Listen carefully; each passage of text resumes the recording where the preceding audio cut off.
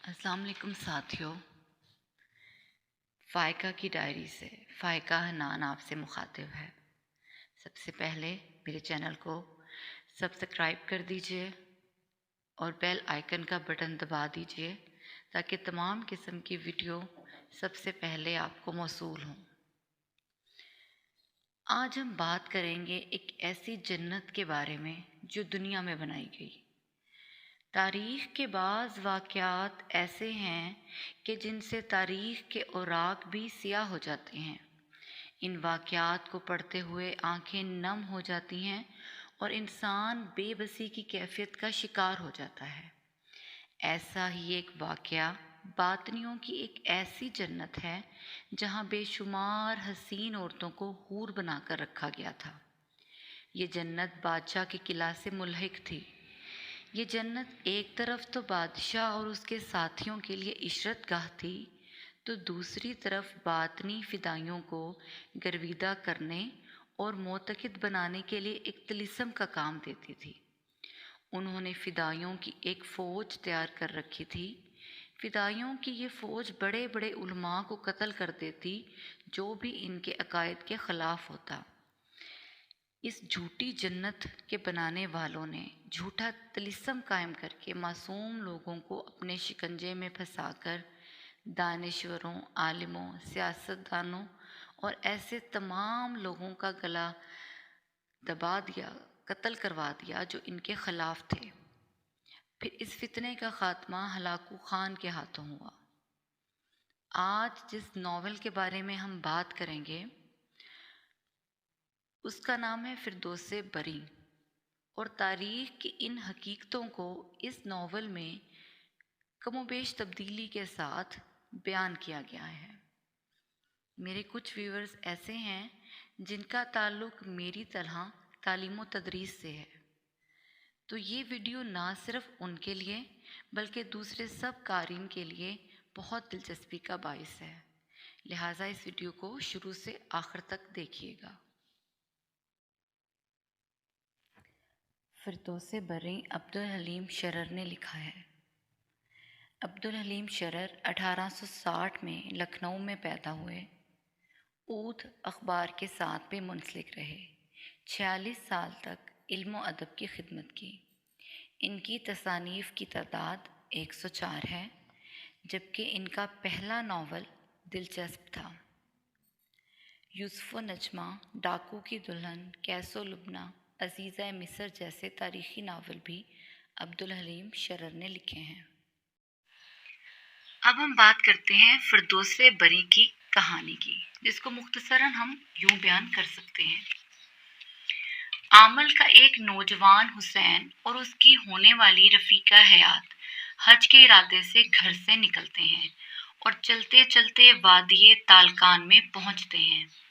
इस वादी में पहुंचकर ज़मुरद अपने भाई मूसा की कब्र तलाश करती है, जिसके मुतालिक मशहूर था कि वो परियों के एक गोल के हाथों मारा गया। आखिरकार उसके भाई मूसा की कब्र मिल जाती है, लेकिन इसके थोड़ी देर बाद ही परियों का एक गोल नजर आता है और उसे देखकर दोनों बेहोश हो जाते हैं। हुसैन जब होश में आता है तो इसे मूसा की कब्र के पास ही ज़मुरद की कब्र भी बनी हुई मिलती है। वो महबूबा की कब्र का मजावर बन के बैठ जाता है और खासे अरसे बाद उस वक़्त वहाँ से रुखसत होता है जब ज़मुरद का ख़त मिलता है, जिसमें यह हदायत की गई कि वह शेख अली वजूदी की खिदमत में हाज़िर हो, जो कि फ़िरक़ा बातिनिया का एक ख़ास रुकन है। हुसैन ज़मुरद यानी अपनी मंगेतर तक जाने के लिए हर तरह से किसी भी किस्म की बात को मानने को तैयार हो जाता है। हुसैन हर उस हुक्म की तामील करता है जो उसे दिया जाता है और आखिरकार वो फनाफिश शेख की मंजिल पर पहुंचकर एक बहुत बड़े आलिम इमाम नजमुद्दीन निशापुरी को कत्ल कर देता है।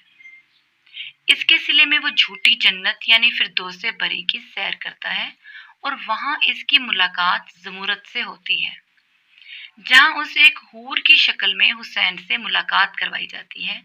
कुछ अरसा उसे वहां रखा जाता है, फिर दोबारा शराब पिलाकर बाहर की दुनिया में वापस ले जाया जाता है, تاکہ ایک دفعہ پھر وہ زمرد کو پانے کے لیے ہر قسم کی اچھی بری باتوں کو مانے۔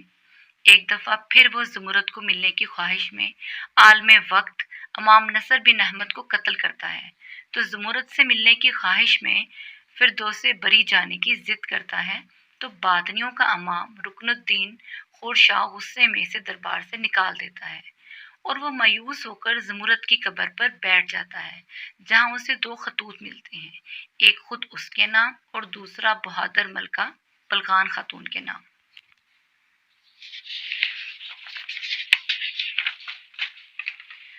ملکہ بلغان کا باپ فدائیوں کے ہاتھوں قتل ہوا تھا۔ حسین یہ خط لے کر بلغان خاتون کے پاس پہنچتا ہے۔ اس خط میں زمرد اپنی جان پر کھیل کر فردوس بری کی تمام حقیقتوں سے ملکہ بلغان کو آگاہ کرتی ہے اور بتاتی ہے کہ یہ تاریخ پر احسان ہوگا اگر وہ اس جھوٹی جنت سے انسانیت کو نجات دلوا دے گی۔ اس طرح نہ صرف اس جھوٹی جنت سے سب کو نجات مل جائے گی، بلکہ وہ اپنے باپ کے قاتل سے بھی بدلہ لے لے گی جو اس جھوٹی جنت میں رہائش پذیر تھا۔ تاریخ میں آتا ہے کہ وہ ایک بڑی فوج لے کر فردوس بری میں پہنچ جاتی ہے اور اس کا بھائی ہلاکو خان باطنین کے قلعے پر حملہ کرتے ہیں، اور اس طرح اس فتنے کا خاتمہ ہوتا ہے۔ بلغان خاتون کی خواہش پر نصیر الدین حسین اور زمرد کا نکاح پڑھاتے ہیں، اور اس کے بعد حسین اور زمرد حج کو جاتے ہیں، اور اس طرح اس جھوٹی جنت کا خاتمہ ہو جاتا ہے جس نے سالوں ایک خوف اور بربریت کی فضا قائم رکھی۔ اس ناول میں زمرد اور بلغان دو خواتین بہادر ترین خواتین کی شکل میں ہمارے سامنے آتی ہیں۔ بلغان خاتون کا کردار تاریخ کی کتابوں میں محفوظ ہے، جبکہ زمرد کا کردار مصنف کا خود کی قلم کا شاہکار ہے۔ ساتھیوں، یہ فردوس بری کی مختصر کہانی تھی جو میں نے آپ کے سامنے بیان کی ہے۔ میں امید کرتی ہوں کہ یہ آپ کو پسند آئی ہوگی۔ فردوس بری کا متن اور اس کے ابواب کا خلاصہ انشاءاللہ آئندہ کسی ویڈیو میں پیش کیا جائے گا۔ اگر آپ کو یہ ویڈیو پسند آئی ہے تو اسے لائک کیجیے اور آگے شیئر کیجیے۔ بیل آئیکن کا بٹن دبا دیجیے تاکہ آنے والی ویڈیو آپ آسانی سے حاصل کر سکیں۔ اللہ حافظ۔